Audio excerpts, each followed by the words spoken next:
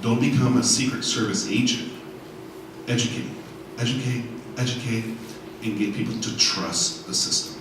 So I just want to throw that comment to you. Yeah. But at any chance, do you know anything that could help business owners that have retail or restaurant or anything like that, or any advice that you can give us so we can capitalize on that marketplace? Yeah. Well, first of all, I'd like to commend you for that. That's great that you're educating, and I 100% agree with you, and I'm great that you said that comment because it's very true. One of the most important things that we as blockchain ambassadors have to do is to spread the knowledge to the people that don't know about it, and more importantly, to spread confidence in what we're developing.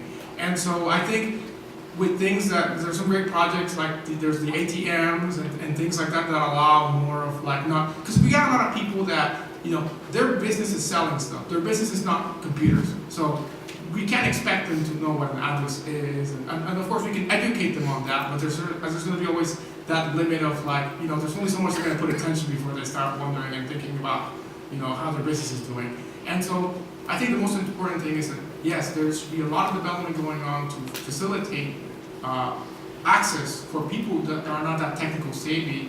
And if I was to say any additional advice to the great things that you said would be to kind of push the whole idea of the ATMs, and I know this is a little bit iffy, but government regulation to get confidence, but definitely educate people and definitely let them know that it's not all about ICOs and crypto grades. There's more to blockchain than that, and there's more in their benefit to that. So really give them confidence, and again, I commend you for that. That is great what you're doing, and I hope that you keep doing it. I think what you're doing is honestly the best thing for all of us that you're doing. So thank you for that comment.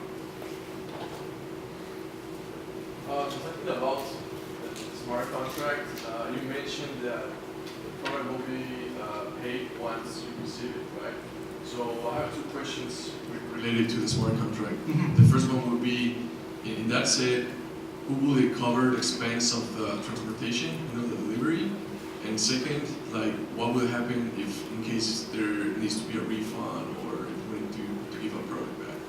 Right. So the great thing about the smart contract is that the smart contract holds the money until everything gets released, right? So if, for example, if we have a thing where like if something doesn't ship after 10 days or something that we can manually set, then the money gets refunded, right? Because that means probably the seller is on vacation or maybe something bad is happening, right? So that's the great power of the escrow service of the smart contract, that we can control that money, keep hold of it, and not we, but the smart contract itself can keep hold of that until everything gets approved. And of course, getting into the tech that we have flags and things like that that release that basically when everything is set to true, then we go ahead and release it and make sure that nobody except, for example, USPS will be able to say that something is shipped.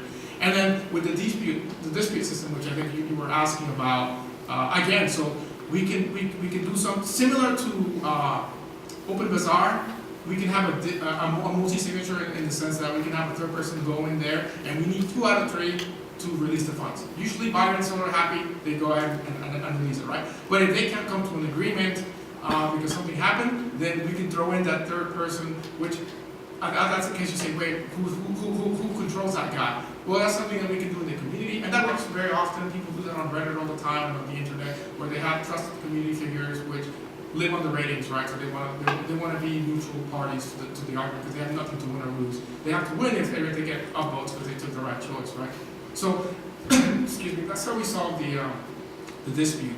And then there was one more thing that you asked. The reimbursement, like if he wants to give back, like the company wants to give back. So because it's held in the contract, there's an option to cancel. So if they both cancel, or if one cancels, but again the time has passed, then the money will automatically get sent back to the buyer's address. You want to add something? Yeah. So for now, what our system can do is like once buyer has made certain order,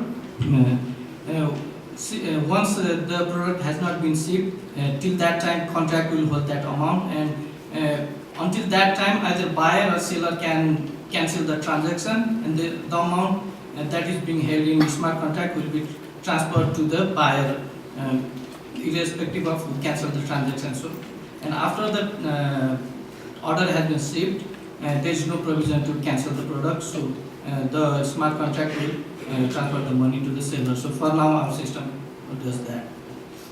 So I believe that telling me that the food is getting cold, so I'll let you guys go to lunch.